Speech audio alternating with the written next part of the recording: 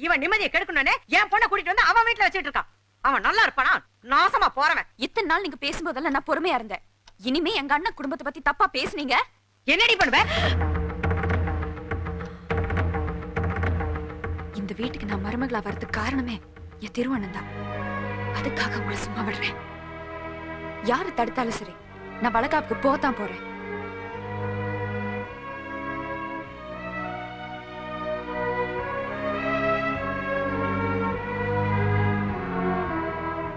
நீ என்ன சொன்னாலும் சரி, நீ பண்ணது தப்புதான். அவன் கோபக்காரன் சொல்லி தான் கல்யாணம் பண்ணி வச்சேன். அது தெரிஞ்சிருந்தோம் இப்படி பண்ண எப்படி? முதல்ல குழந்தை கூட்டிட்டு வீட்டுக்கு போ. இல்லண்ணே, உங்களே அண்ணியும் தப்பா பேசினதை கேட்டுட்டு என்னால பொறுத்துக்க முடியல. என்ன பத்தி பேசுறதுக்கும் திட்டுறதுக்கும் அவனுக்கும் அவங்க அம்மா உரிமை இருக்கு. அதுக்காக அவங்கள மதிக்காம வந்துறதா? நீ முதல்ல போய் அவனை மன்னிக்க. இது பாருங்க, அவங்க வந்துட்டாங்க. ஊர் திருவிழா ஆரம்பிக்கிறதுக்கு முன்னாடி நம்ம வீட்ல இருந்து அனுப்புறது முறை இல்லைங்க. அண்ணே, என்னால தானே எல்லாருக்கும் கஷ்டம். யாருக்கும் எந்த கஷ்டம் இல்லம்மா. நாமெல்லாம் ஒன்னா இருக்கணும் தான் என்னோட ஆசை. திருவிழா முடிச்சதும் நானே கொண்டு போய் விட்டுட்டு வந்துடுறேன். சங்கரா, சங்கரா, சங்கரா.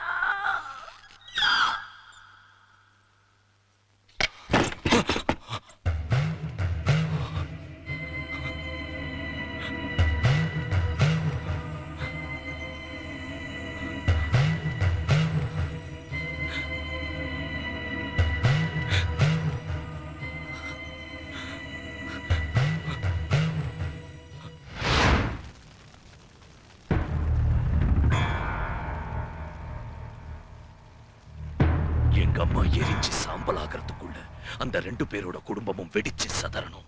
பரமன் பையன் கையில கும்பத்தை கொடுத்து அனுப்பிச்சிருக்கான். ஊர்வலம் கோயில் போய் சேரும் போது கும்பம் வெடிச்சு 2 குடும்பமும் செதறி செத்துருவாங்க. அந்த பொண்ணு காவியா மட்டும் எனக்கு வேணும். போங்க.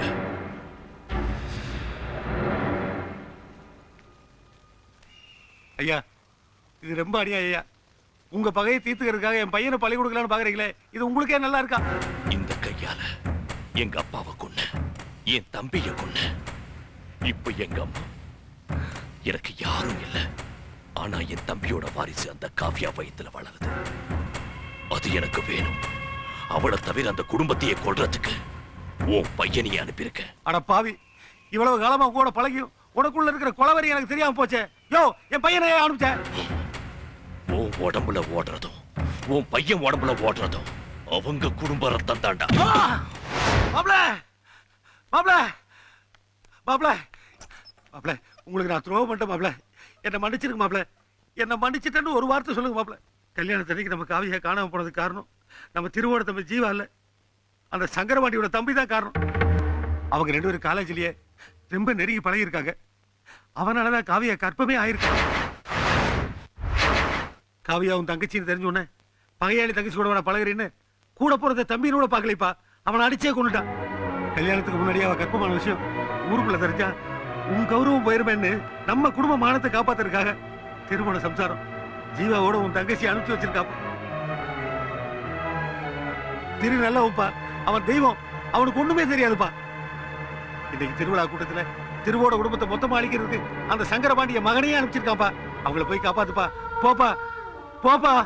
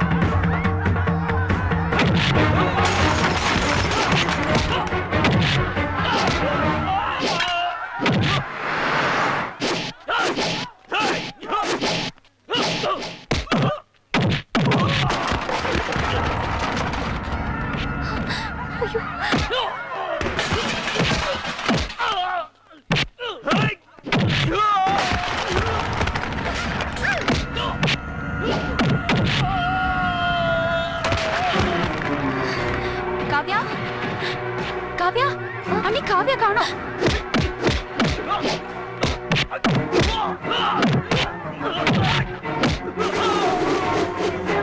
இருங்க நான் போய் பார்த்துட்டு வரேன். சரி.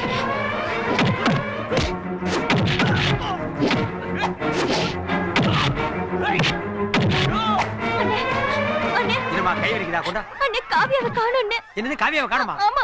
என்னம்மா உன் கூட தான் நின்னுட்டு இருந்தா? எங்க கூட தான் நின்னுட்டு இருந்தா, திடீர்னு எங்க போனான்னு தெரியல. ஐயோ இப்ப இந்த கூட்டத்துல எங்கம்மா போய் தேடுறது? தேடுங்க. சரி இந்த புடி.